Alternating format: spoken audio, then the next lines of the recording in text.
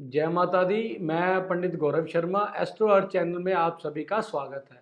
आज हम देखते हैं कि 31 मार्च को शुक्र देव जो कि राशि परिवर्तन करने जा रहे हैं, इस बार वह अपनी उच्च राशि में राहु के साथ युति बनाएंगे और इसका हमारी वृश्चिक राशि जो कि मंगल प्रधान राशि भी है उस पर कैसा प्रभाव रहेगा और अंत में हम इस युति से किस प्रकार से महत्वपूर्ण उपाय हमें करना चाहिए वह हम अवश्य ही बताएंगे। और अब हम अगर देखते हैं कि हमारे जो जोडियक में जो कि राशि परिवर्तन का किस प्रकार का प्रभाव रहता है। राशि परिवर्तन, जब भी कोई ग्रह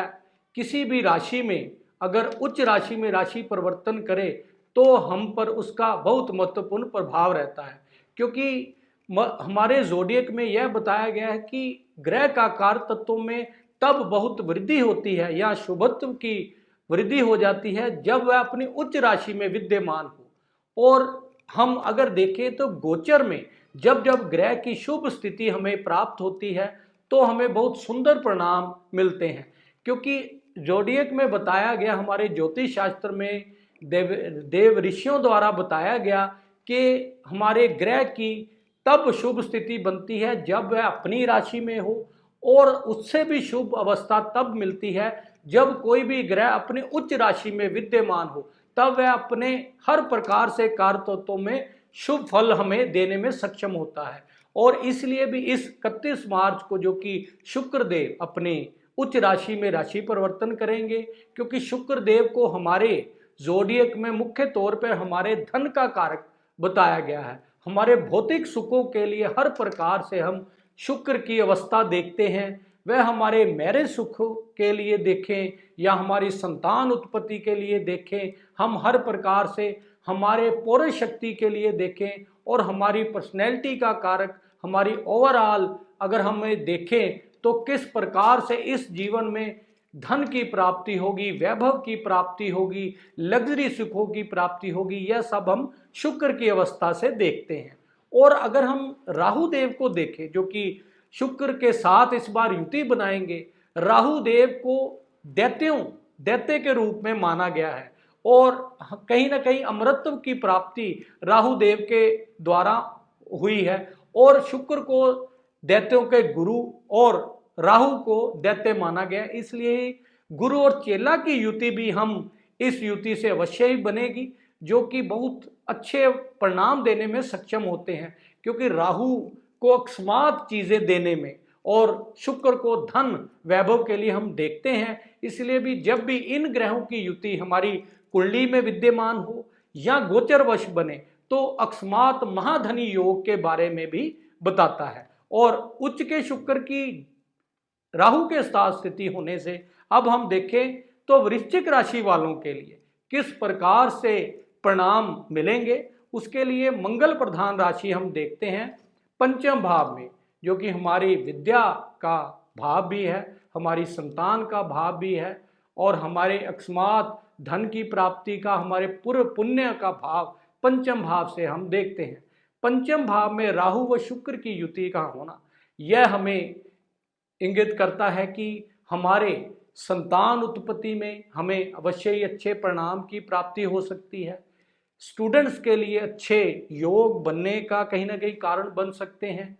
और अगर हम देखें तो हमारे लव रिलेशनशिप का कारक भी शुक्र को माना गया है, और पंचम स्थान से ही हम लव रिलेशनशिप के लिए देखते हैं। इसलिए हमारे लव रिलेशनशिप में कहीं ना कहीं हमें अच्छे पार्टनर की प्राप्ति होनी, हमारे मैरिज सुखों में वृद्धि का योग बनना, और हमारे विदेश यात्रा के योग इस युति से बनना, और हमारे धन खर्च का कहीं ना कहीं अच्छे कार्यों में धन का खर्च होना, यह लग्जरी सुखों में धन का खर्च होना इस योग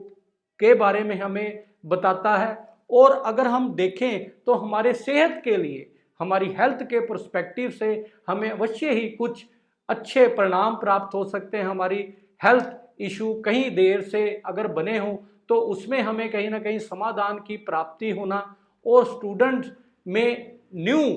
स्टडी के लिए विदेश यात्रा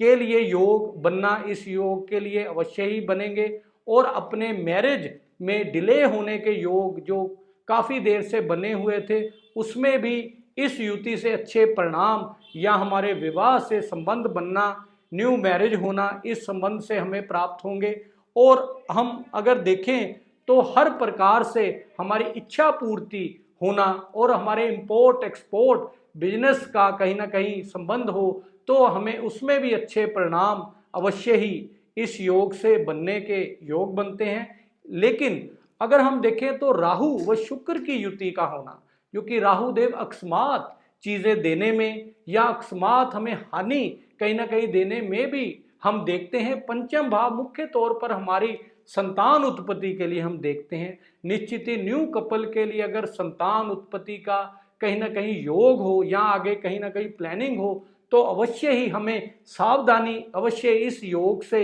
ध्यान रखना चाहिए, क्योंकि राहु का पंचम भाव में आना हमारे संतान उत्पत्ति में बाधक योग बनाता है, इसलिए भी हमें ध्यान देना चाहिए। और अगर हमारा शेयर मार्केट का किसी ना किसी रूप से कार्य हो तो अवश्य ही हमें इन्वेस्टमेंट के रूप में अवश्य ही ध्यान देना चाहिए, क्योंकि शुक्र देव और राहु की युति होना कहीं ना कहीं भटकाव की स्थिति भी हमें बताता है, इसलिए भी हमें उसके बारे में ध्यान रखना चाहिए, जिससे कि निश्चित ही हमें हर कार्य में या धन की हानि के योग से बचा जा सके। और अब हम अगर देखें तो इस योग से हमें किस प्रकार से उपाय निश्चित करना चाहिए जिससे कि हमें पूर्व पुण्य या हर प्रकार से अच्छे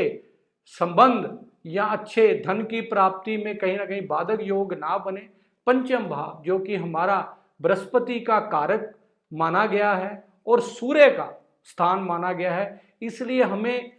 इतवार वाले दिन आदित्य हृदय स्तोत्र का पाठ अवश्य ही करना चाहिए। और सूर्य नारायण भगवान को गुड़ व हल्दी के साथ जल अगर हम देंगे तो निश्चित ही हमें हर क्षेत्र में अच्छी सफलता की प्राप्ति होगी। जय माता दी।